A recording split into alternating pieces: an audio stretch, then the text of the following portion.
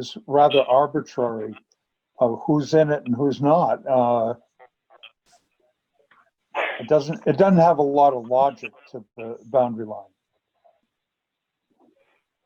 Hey Dick, this is Scott. With the exception of Meserve, which we can talk about more, is it more arbitrary situations that you see, or?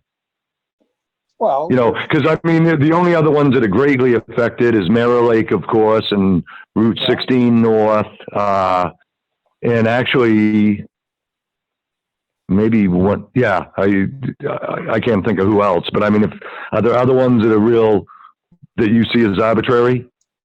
Well, if you're going to cut out Meserve and keep Nesselnook, it seems like you're picking your spots of how the boundary is going to go.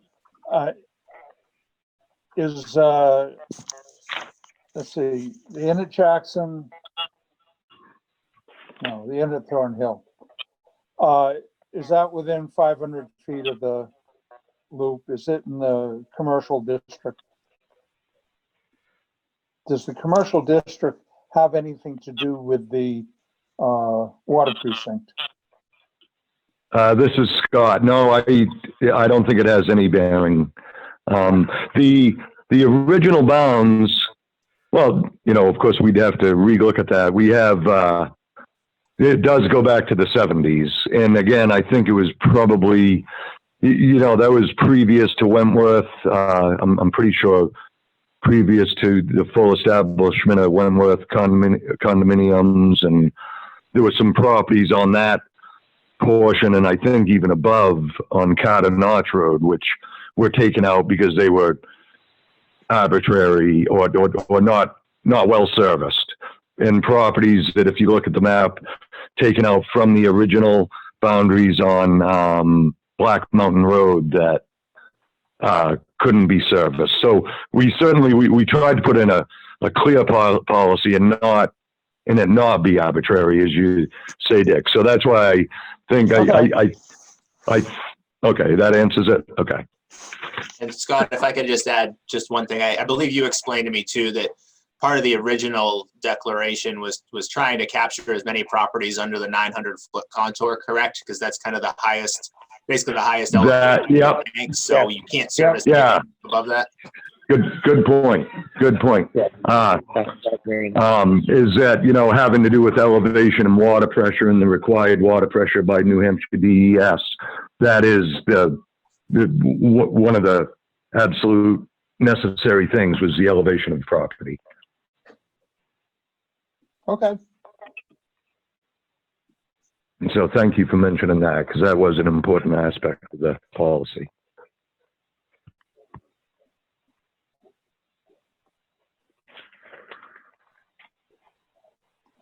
Okay, so I guess there are no other questions, or nobody has any questions?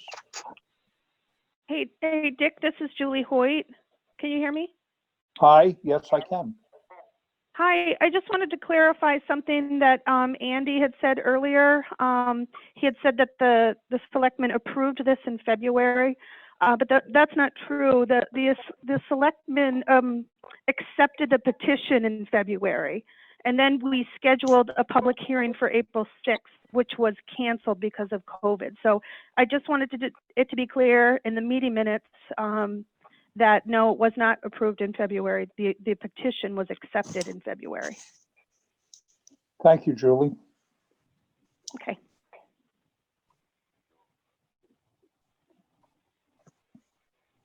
So let's see, do we have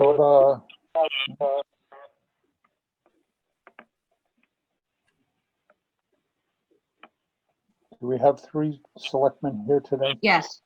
Sorry, I didn't hear what you said. Yep. Okay, then should we take a vote to accept this petition? Are we ready to go ahead and approve it? What do you think? John? Hi, Barbara. I guess I'm confused on some of the questions that were raised today about why someone would be not included and and others would be included. And I understand that it dates back to historical decisions. So is that what we're kind of basing the new petition on, is staying with some of those older decisions?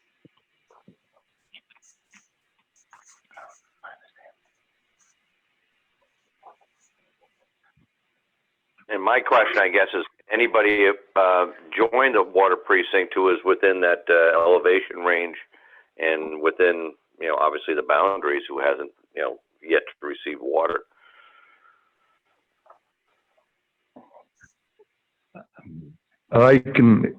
This is Scott. Can you guys hear me? Yes? Yep. Okay, I wasn't sure if I was muted. That's a tough one. I almost don't think so. I mean, the reserve property is, a outstander. But I think every property in the precinct, no, of course not, because Nestle Nook would be an example of no. Right. And that's kind of an outlier. So I can't say that every property within the proposed bounds is being served. I can say those two are not. Again, some of the ones that we're making reference to the 900-foot elevation would be, there were a couple of properties up on Carter Notch Road that the elevation was too high. Don't know why they got voted or drawn in to begin with. There was a property there were two properties on Black Mountain Road that could not be serviced. And one of the, physically serviced because the pipeline didn't even go up that road. And so they were individually taking out. One of them some years back, the Barsky property, which I think is no longer the Barsky property, but I think that's what people would know it as. That was one of the examples that the elevation was there, but there was no pipeline anywhere near them. Does that answer your question at all? I guess so, yeah. It answers some of Okay. my question, but again, I guess if Nestle Nook is paying but they don't have service, and Reserve is not paying but they do have service, why would you not use this opportunity to correct those situations? A little bit broken up. You said the Reserve property versus the Nestle Nook property. That's the comparison. I'm using those as the two outliers, and it seems like Yeah, which they are. Yeah. Well, there was individual dialogue from it going back to the 90s. And the early 2000s, there had been 2 or 3 discussions with Nestle Nook, some more formal than others, about bringing water service into Nestle Nook at their desire, that they wanted that, and again that they are in the original boundaries. So there's a couple things as opposed to the reserves, which Bobby Meserve had come in at whatever point in the past years when some of this was being talked about some years back, and expressed the point that she did not want to be included in didn't want to be included in the precinct. Now, similarly to the Barskys, and similarly to 1 or 2 other properties that were on Carter Notch Road. So, and the commission has decided at that time that because she was not in the original boundaries anyway, and that she already had service. So that's not to throw that out. This is more, I think, and Kevin, if you're still there, correct me if I'm wrong. I think this is more of the policy to be consistent with what the commission has decided past years on some of the specific properties. Is how I would best answer it. Is that, I would kind of agree. I would agree.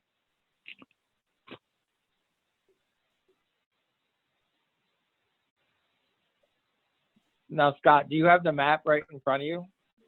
no, I can have, let me, I was just wondering where I don't know the Barsky property, so. well, the Barsky property is the property right before, Christmas farm. Christmas Farm Inn. Yeah, yeah. That long drive that goes out, and basically in their backyard, you can look down over the bank and then you can see the brook that separates where their property is and switchback where our main water line runs. So the elevation wasn't a problem in their situation. It was that you got to go down over a 50-foot banking and get a water line underneath the brook and back up, which would be, just a, a $15,000, $20,000 venture. So that was, yep. Okay. Or we needed to run water main up Black Mountain Road, which, didn't happen. There was some discussion in the past years, but it didn't end up happening. Okay. So does Nesselnook have a problem with being included in the water district and paying for a service that they're not using? We have never, to my knowledge, we've never heard, I don't ever remember Any- hearing any no, feedback from them. right. And then Missouri asked not to be included in the water district, but they do have services that they don't pay for them? They do not have service. They have their own well. Oh, okay. Right. That was If stupid. they requested service at a future date, will they get a hookup? We would be happy to have a new customer. Yes. Yeah, absolutely. Okay, I mean, I think that answers my questions then. Okay. John Allen, are you there? I am. You have any further questions? No, I think that kind of cleared up what I was worried about. All right, then the procedure would be for us to,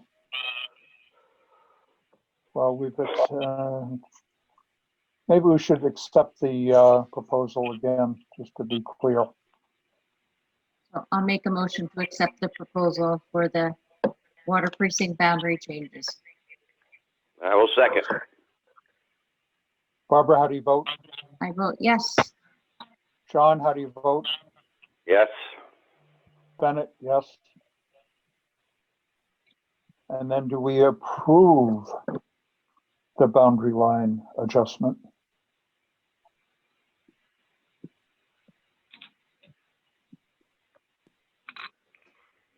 I'll make a motion to approve the boundary line adjustment for the water precinct. And I will second. Barbara, how do you vote? I vote yes. John, how do you vote? Yes. Bennett, yes. Okay. As far as I know, we have done our part of it. The selectmen. Well, I appreciate it. It's Kevin. Thank All you. right. And we're, just a note, we are going to continue on this Zoom invitation to continue the selectmen's meeting. So if you want to remain for the selectmen's meeting, please stay on the line. And if you want to step off because you're done with your business, feel free to step off as well. Can I just say something? This is Michelle, one of the Yes. commissioners. Can I have Julie send us a minutes of this meeting And who attended? and who attended? Actually, Will Reisig is doing the minutes for the public hearing, so he will send those out. Okay, thank you. Of course. Right. And this is Andy Dean. One other comment I just want to mention is for the last step for this, just so everyone is aware, is that there's a ratification vote by the voters that follow this. The way the statute reads, although we're going to probably be preparing everything, it's technically the literal language in the statute says that the selectmen are supposed to call for the ratification by the voters. So I can work with the Julies on that, but I just want to make sure we're all clear. When you say the selectmen are supposed to call for the ratification, do you feel that it's our responsibility to notify? Well, I think the way it works and what we've done in the past and did with this hearing is we could assemble all the notices and pay the postage and whatever fees are for advertising. So it wouldn't be at any cost, obviously, to the town. Andy, this is Julie Atwell. And I think it seems that you and Stephen Buckley from New Hampshire Municipal might see it differently, because Stephen told us as soon as the hearing was complete, since we've already sent notices to all the people involved, that once we did that, then the selectman's office was done.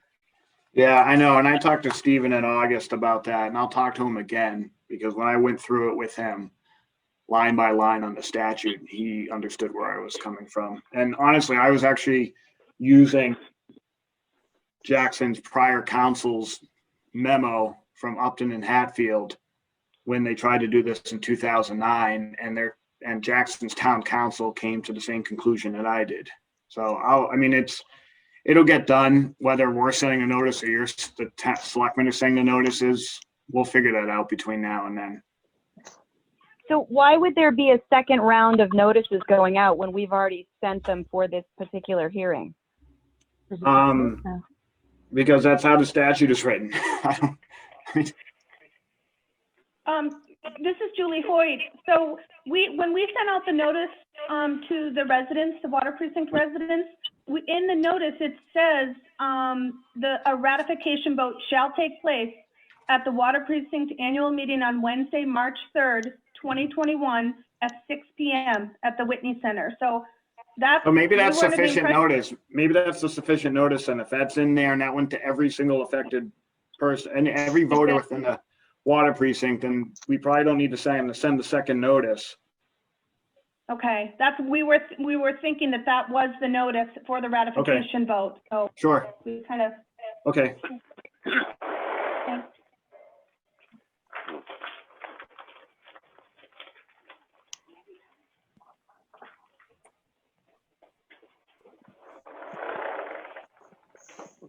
All right, is there any more business for the water precinct? No, sir. Then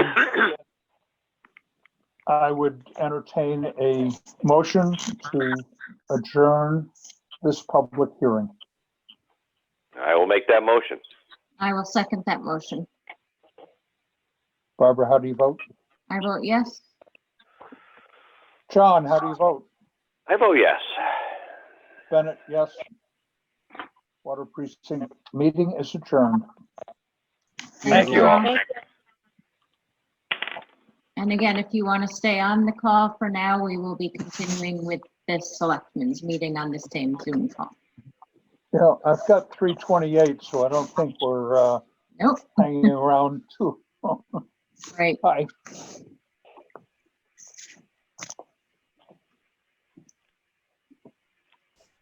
Hey, you get off of my cloud. That's your technology. Wow. That's funny. No, don't give up your other job. If I had one. That's true.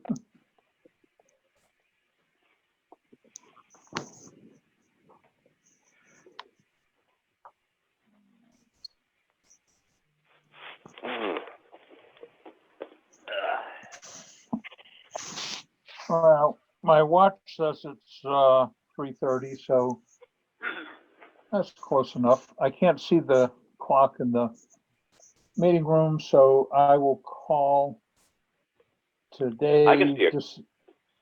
What do you think? Am I too early? No, yeah, you're good. Okay. The Selectmen's meeting of December 8th, 2020 will come to order. The first thing is to approve the minutes of the previous meeting of November 24th. I'll make a motion to approve the meeting minutes from the November 24th meeting. And I will second.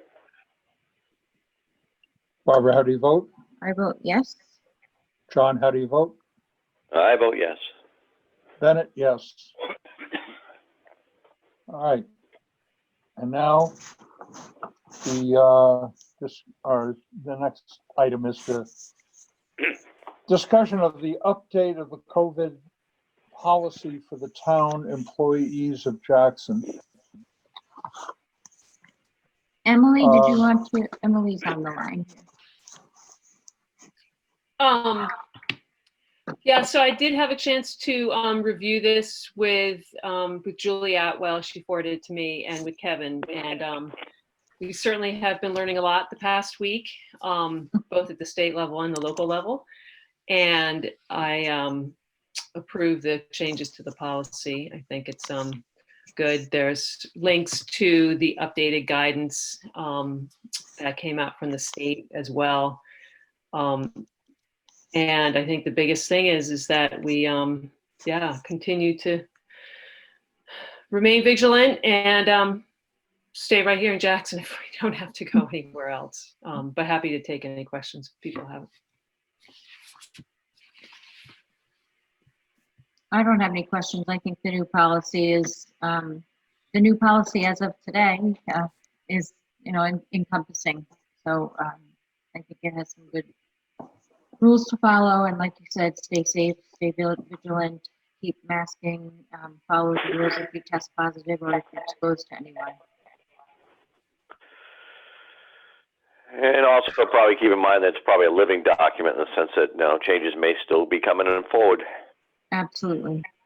Yeah, and that's why when Kevin and I were just talking this morning, it's really important to continue to reference the links to the state guidelines because they do change as more knowledge is gained on all of this, and certainly in regards to testing capacity and strategies, and hopefully vaccinations next. Here. Well, I'll make a motion to accept the updated COVID policy. I will second. Barbara, how do you vote? I vote yes. John, how do you vote? I vote yes. Bennett, yes. Thanks, Emily. What do you think? Just get this out to department heads and make sure that everybody's clear on it. I like it because I think it clears up some of the gray areas, and we'll keep working on it. It's changing. Good job.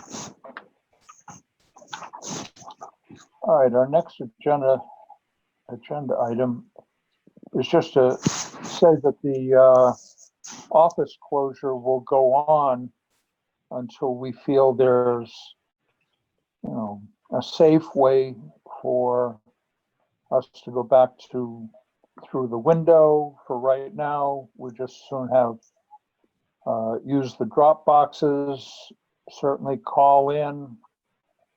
There are people available in the office, answer questions, do the work. So I just wanted to let everybody know that it's not set in stone, but we're going to do it as we see fit for the safety of the people that are working. Any other input on that? Nope. Nope. Okay. The next thing is the hazardous waste day for next year. Something just for us to get into the warrant so that Jackson will be represented or allowed to use the Conway transfer station for hazardous waste. It's suggested that we raise $1,750 for next year. That's what we should budget. And just to give you a little history, our actual costs in 2000 were 791. Wait, that was 2018, not 2000. I'm sorry, is the budget was the budget figure was $2,000. The actual was 791.48. That was 2018. I'm sorry. 2019 we budgeted 1,250. We used 848.48. 2020 we budgeted $1,200, and actually it was 1,636. So, which I think indicates that people are using it, which is a good thing. It's much better than dumping it down the drain or along the side of the road. And boy, I went down, and it is a slick operation. They move you right through. And there was quite a long line when I got there, but I commend the volunteers that run the show, and I appreciate Conway doing it and allowing us to take part. Agreed.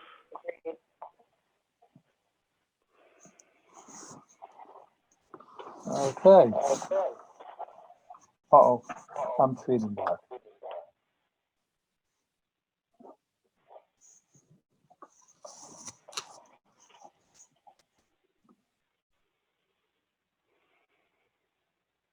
Oh, the right-of-way at Vista Way is still pending. We haven't heard back.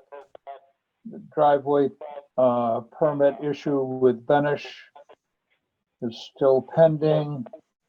So now we'll go on to short-term rentals. There's no new permit applications, but we certainly have the ongoing.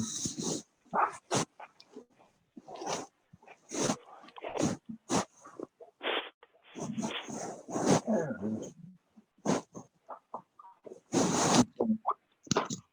Okay, the first one, Kudrick, is still in the hands of our town council. Barbara, do you know of any update on that? No, just that we haven't heard back from them. And Julie, do you remember what the deadline is on that for us to send another notification?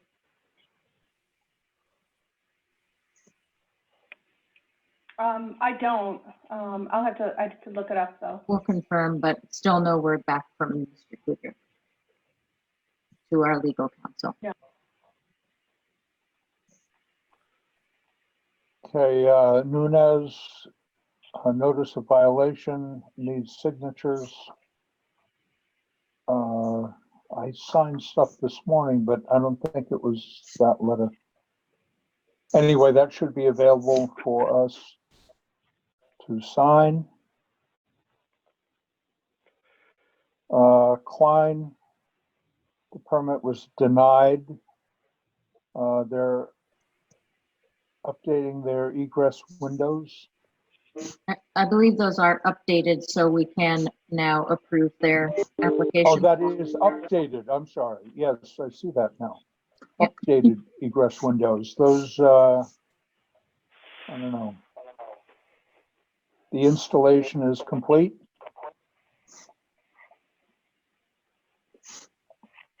I believe so. Is that correct, Julie? Oh, wait. Yes, that is Yes. correct. So I'll make a motion to approve the Klein conditional use permit. I will second. Barbara, how do you vote? I vote yes. John, how do you vote?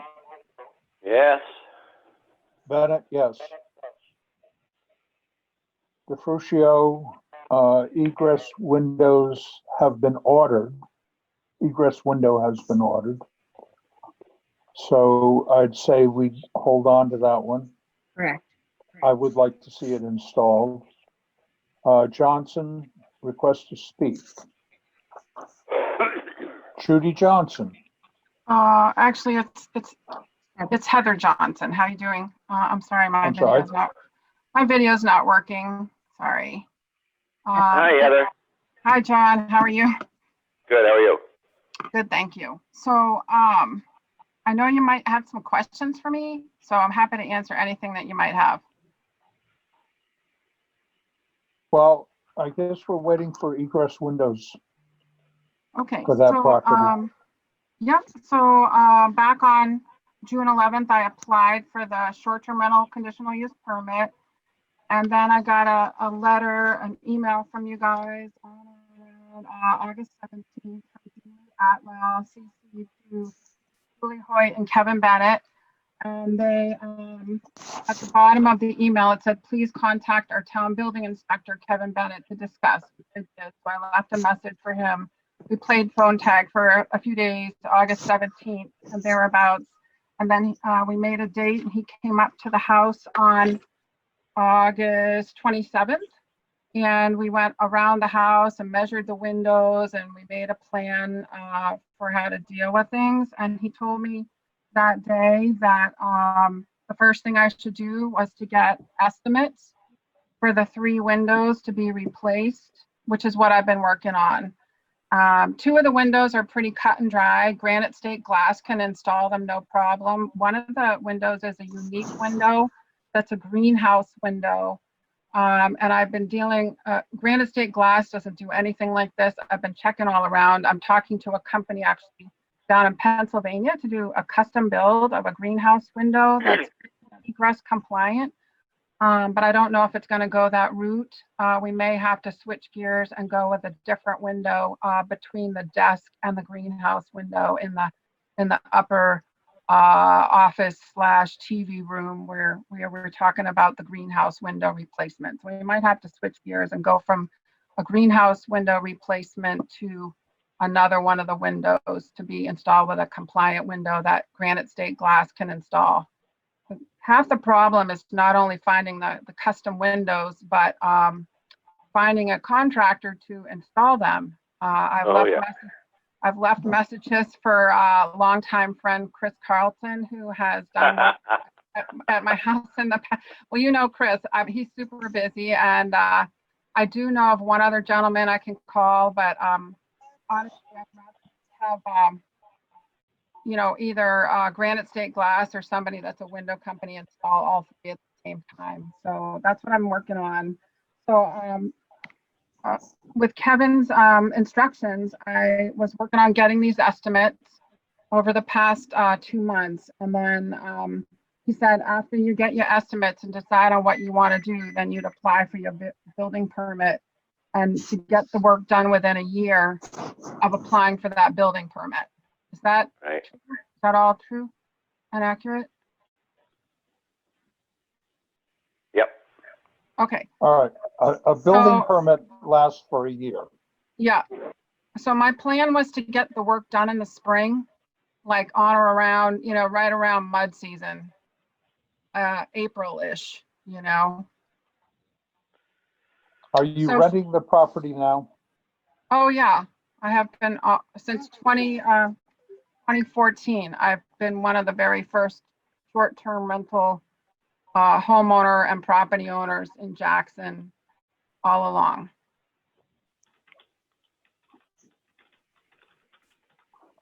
So the issue I have is that you filled out the conditional use permit and signed that there was proper egress, et cetera, which I know you're remedying, and we really appreciate the fact that you are taking this time to explain everything that you're doing. But the fact that you filled out and signed an affidavit about your residence, your short-term rental residence, and it doesn't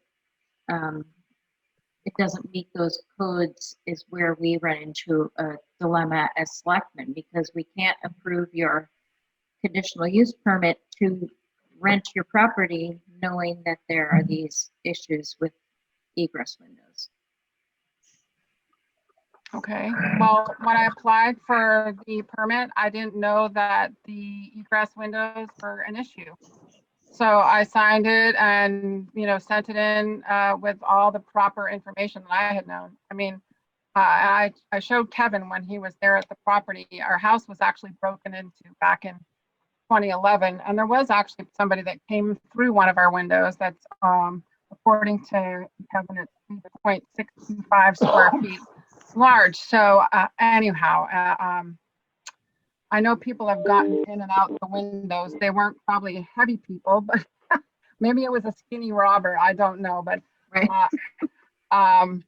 That's all I can tell you about the history of our property and doing everything. We've always done everything properly by the book. The house was designed by my dad and built in the late 60s. It was added on in 77. All these windows were compliant with the town of Jackson back in 77. We've always been doing everything by the book as far as short-term rentals and our obligations with the town and with the state and everything like that. So I'm happy to oblige and, do whatever is proper, keep this rolling. Yeah, and again, I really appreciate that too, because we don't always get that opportunity to have a discussion with the owners of the properties. So, and I hear your frustrations too with contractors at this time, because it is hard to find people available. Mm-hmm. So, is it okay? I mean, I've got people booked there for this winter for skiing, obviously. And then my plan was to get these windows installed around April-ish, assuming I can get Granite State Glass up there to install them. I think they're on like a 6 to 8 week turn time from when you order to when they can install.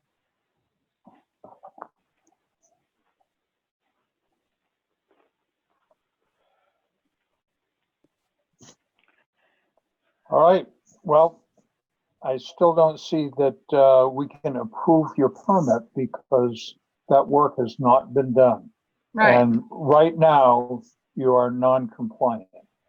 So I appreciate everything you've said. You seem to be, on the right track. We certainly have operators that are not as accommodating as you, but at this time, I don't believe we can approve your permit. Right. So what should I do next then? Now just continue, get all the estimates necessary, and then when should I apply for the building permit? When they're going to do the install. The thing about the 1 year, a building permit lasts for 1 year.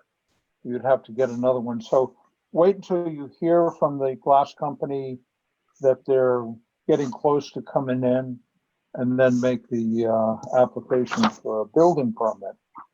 But the application for your use permit will have to wait until after the install.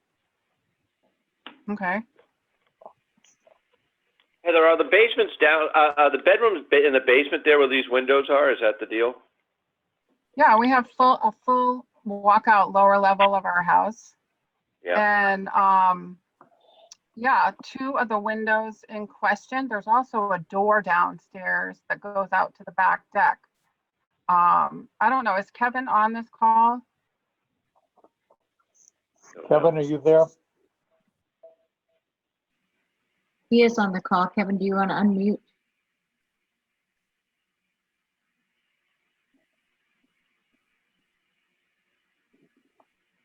Mina.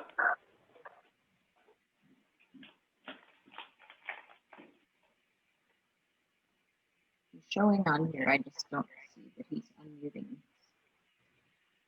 They're full-size windows all around the back of our house on the lower level, on the back side.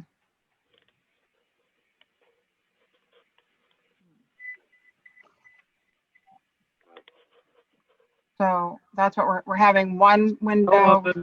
There you are. Kevin, Hello? Kevin. Hi, Kevin. Hi, Kevin. Oh, there you go. Another setting on my phone. There you go. All right. I'm here. I think when I first spoke to you about the, you know, the time frame of getting the windows in there, I think you were one of the first people with the permit or application. And at that time, we didn't know what we were going to do, if we were going to allow, you know, to give you a year to do it or not. But I think we determined that, you know, it was a liability type problem. So it was, you know, either do them or don't do them. So now we know that you need to get them done, you know, before you start renting again. And in my notes, I think the downstairs. Hold on, back up. What do you Sure. mean before I start renting again? Well, I think they're telling you that you're not approved with a short-term rental, so there's a liability problem with it, you know, with a zoning ordinance that you're not meeting, and you're continuing to rent without the windows unless the selectmen give you permission. That's what I think I just heard. Is that correct? Well, that's news to me. I mean, when we had a conversation standing in our living room, I asked you for the plan, you know, what I'm supposed to do. So at that point, I have notes right here of the day you were at my house. No, that's true. So you said Yeah, get the and estimates and then get a building permit and then get the work done within a year from getting that building permit. If that's, well, I think just what the selectmen were saying, I guess, if you get everything lined up and you have a building permit and they're going to be put in, if that's all right for you, for them to be put in, you know, for you to get your application approved, that's fine. But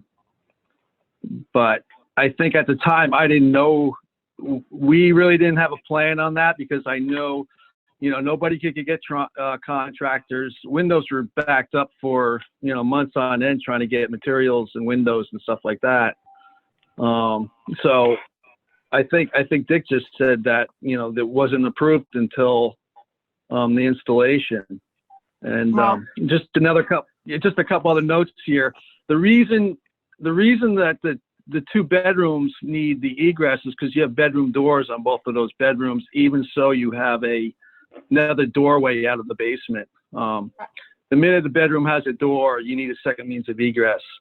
And then in my notes too, one of the bedrooms didn't even have a smoke detector visible on the ceiling or wall. And then I think in my notes here. Yeah, it's right outside. And another thing.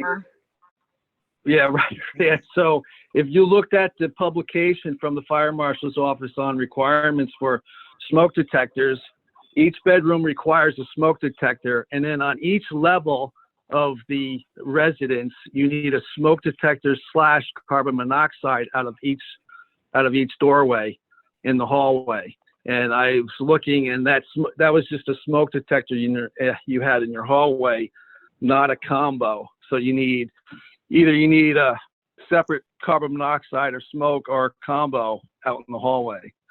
So there's two other things you needed. And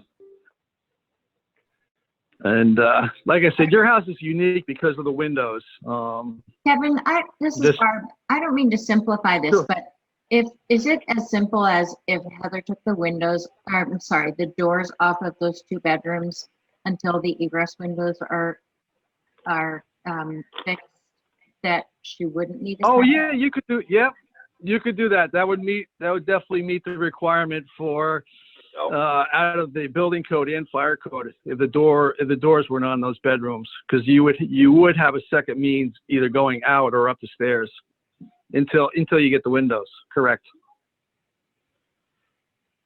That took me about 5 minutes, and to move I had a bunch of those 10-year smoke detectors installed.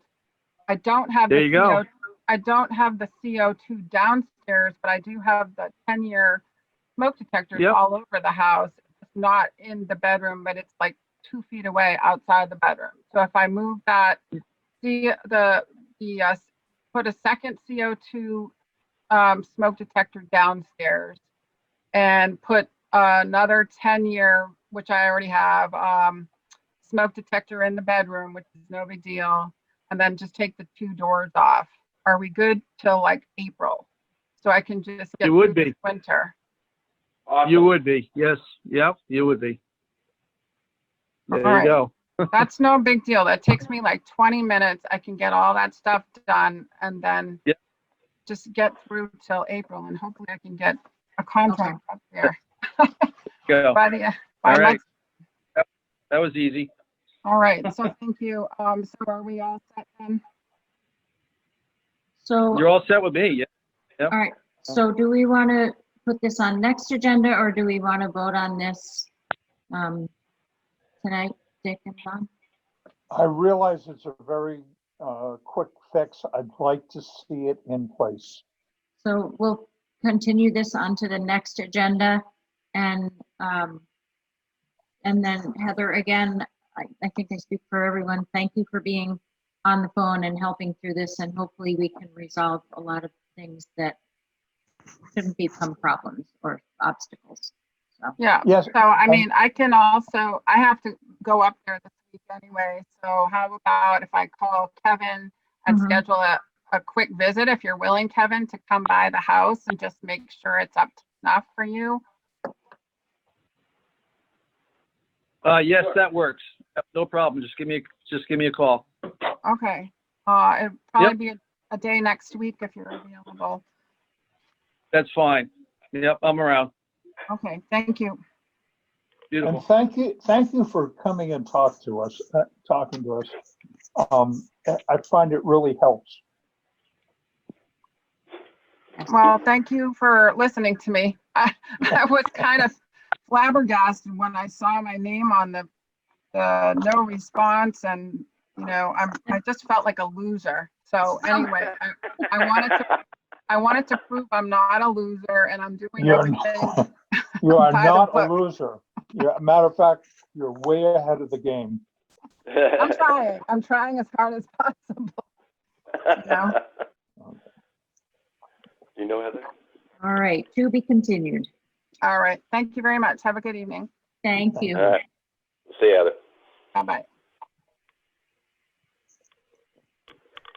Just one thing before we move forward that Julie brought to my attention.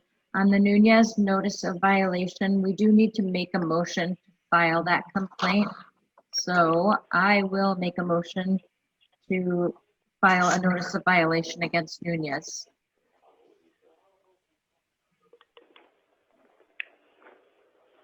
I will second that motion. Barbara, how do you vote? I vote yes. John, how do you vote? Yes. Bennett, yes. Okay, that'll come from our town council. Correct. All righty.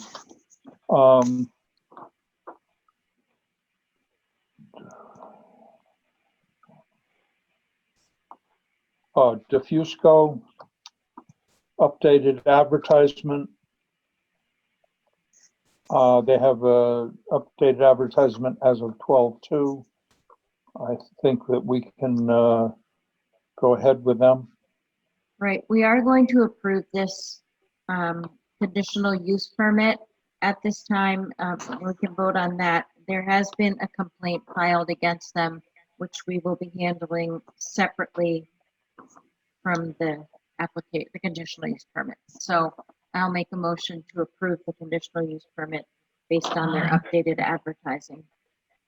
And I will second. Barbara, how do you vote? I vote yes. John, how do you vote? Yes. Bennett, yes. So their permit has been approved, but they've had a complaint Correct. filed And against them. it has to do with their parking, and so I'm going to, it's not on our agenda because we just received it the other day, and I need to do a little bit more research. And Diane, I realize that you're on the phone call tonight, so I will reconvene with you and make sure that all the ducks are in order, and we will put this on the agenda for the next meeting for the complaint. Thank you, Barbara. You're Thank welcome. Thank you for joining, and I apologize for the delay on that. No worries. All right, then we have Horak. Their permit was still denied. They have an updated advertisement as of 12/2/2000. Any other problem there? No, I will make a motion to approve the HORAC based on their updated advertising. I will second. Barbara, how do you vote? I vote yes. John, how do you vote? Yes. Bennett, yes. So that permit is ready to go. Stedman Roth permit. Oh, there were the people having trouble getting having it notarized. But I guess that's done now. Mhm. So I'll make a however- motion to approve the Stedman Roth permit now that we've received that. I will second. Barbara, how do you vote? I vote yes. John, how do you vote? I vote yes. Bennett, yes. All right. That clears up some things. Now we have the STR complaints, 62 Thornhill Road. This is a second complaint, a second formal complaint with, so I will make a motion to take this to legal counsel and file a second complaint with a fine for 62 Thornhill Road. I will second. Barbara, how do you vote? I vote yes. John, how do you vote? Yes. Bennett, yes. All right, then the other one is 46 Alpine Drive. And this is the one that, that was just recently filed, and it has to do with parking and an easement. So again, I need to do a little bit more digging into that to first of all find out the extent of the complaint against the short-term rental ordinance for parking, and also if it's a property issue for the easement that was granted. So again, if we could bring that to the next agenda, I'll make sure that whoever needs to be notified on that will be notified. All righty. And then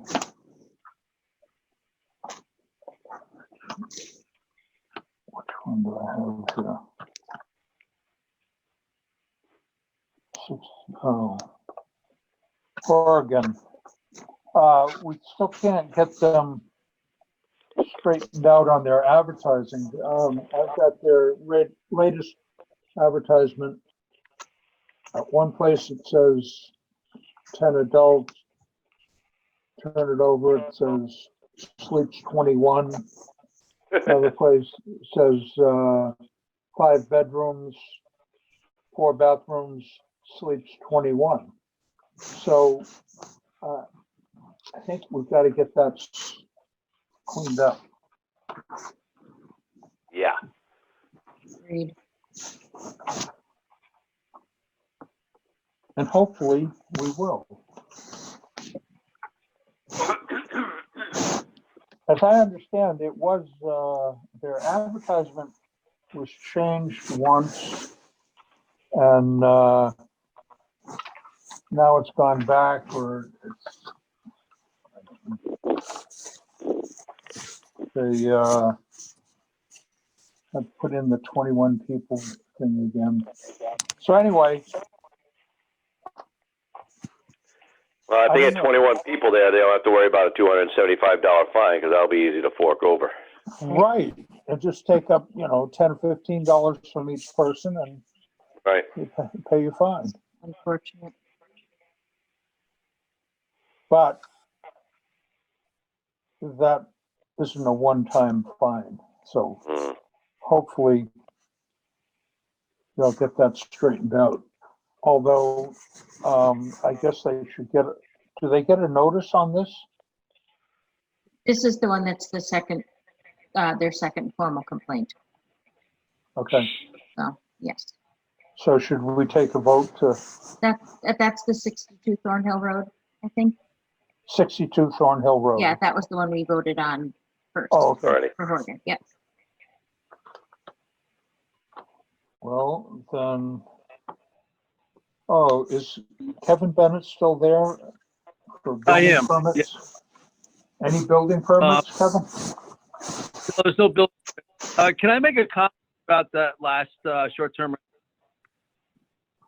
Sure. Just that they're advertising 21 people. Maybe just Jay Henry, the fire chief, should be notified of that. And I mean, I think he could make a phone call at least to the owner and notify them. There's a limit of 16 people sleeping in a 1 or 2 bedroom residence. Because otherwise, technically, the place is supposed to be sprinkler and central alarm system and all that.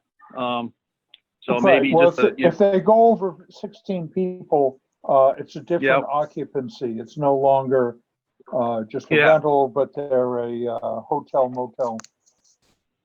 There's a lot of stuff in. So okay. This is a recurring problem with this short-term rental. There are many more issues, so they've been warned many times and are not complying. So unfortunately, and they have 5 bedrooms, and we don't have a building permit for the 5 bedrooms, and it is a problem. So but that I hadn't thought of that, and I knew there was a 16-person cutoff on what you can rent out for sleeping. So that should be added to the letter. Dick, just a couple notes as well. I wanted to give a thanks out to the Mountain Garden Club for their donation of wreaths for the town office, the library, and the fire department. They were really nice, and that was a very nice gesture. So we appreciate that. And then secondly, we'd like to thank Fred Tompkins for his service as the supervisor of the checklist. He has had to resign his position, but we really want to thank him for his past service, especially over the last year, which was challenging for all.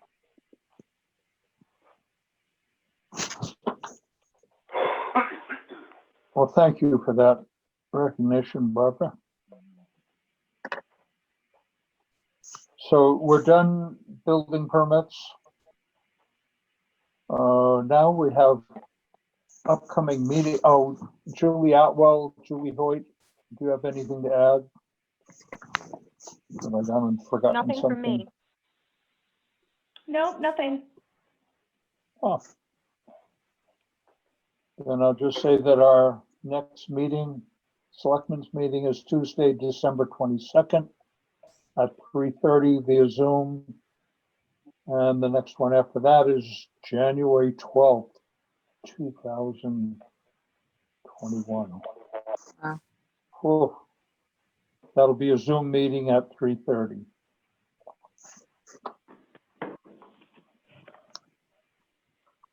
Sorry, Dick, it's Julie Hoyt. One more thing, and I didn't hear this.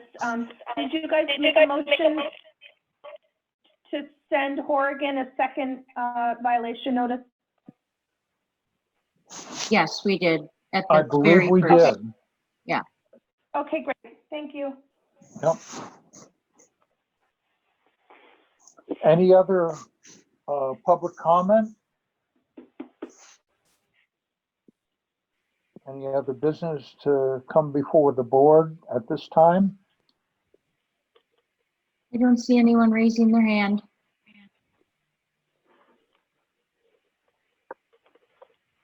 Okay, I entertain a motion.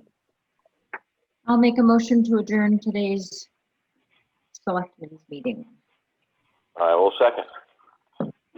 Barbara, how do you vote? I vote yes. John, how do you vote? Part of me wants to vote no, but I will vote yes. Troublemaker, Bennett. Thanks to yes. all for attending. Yes, thank you Thank all. you. Bye. Bye. Bye.